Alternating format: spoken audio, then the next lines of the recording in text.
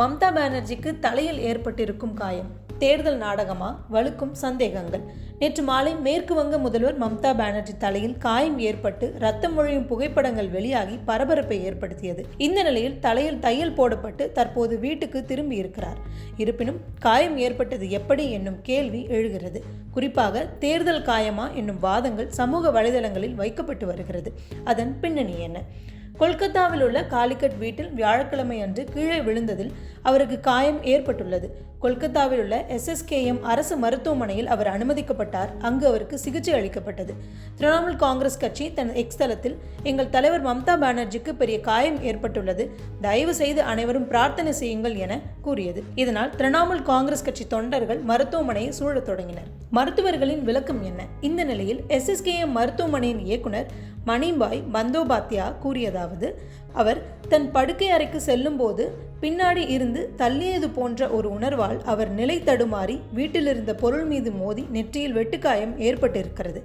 நெற்றியில் 3 தையல் மற்றும் மூக்கில் 1 தையல் போடப்பட்டுள்ளது. அவருக்கு நரம்பியல், இருதயவியல் மற்றும் பொது மருத்துவத்துறையின் தலைமை மருத்துவர்கள் சிகிச்சை அளித்தனர்.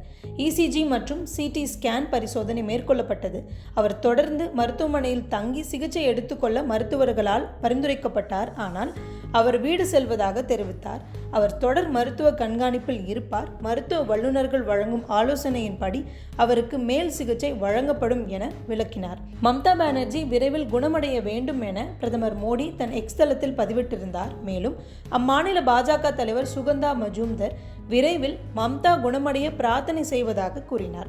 மம்தாவின் மருமகனும் திரிணாமுல் காங்கிரஸ் கட்சியின் பொதுச் செயலாளருமான அபிஷேக் பானர்ஜி மக்களின் ஆசியுடன் அவர் நலமுடன் இருப்பார் என கூறினார். தலையில் காயம் தேர்தல் நேர நாடகமா? கடந்த 2021ஆம் ஆண்டு மம்தா பானர்ஜி நந்திகிராம் தொகுதியில் போட்டியிட வேட்புமனு தாக்கல் செய்ய சென்றார். அப்போது அவர் காரில் ஏறும்போது 5 பேர் தள்ளியதால் அவருக்கு காலில் காயம் ஏற்பட்டது.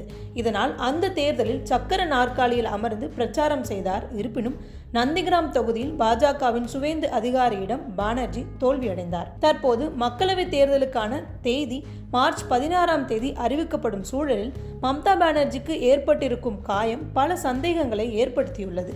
குறிப்பாக சந்தேஷ் காலி போன்ற சர்ச்சையில் திரிணாமுல் காங்கிரஸ் கட்சி சிக்கி இருப்பதால் தேர்தல் நேரத்தில் இப்படியான ஸ்டண்டை கையில் எடுத்திருப்பதாக குற்றச்சாட்டுகள் சமூக வலைதளங்களில் முன்வைக்கப்படுகின்றன.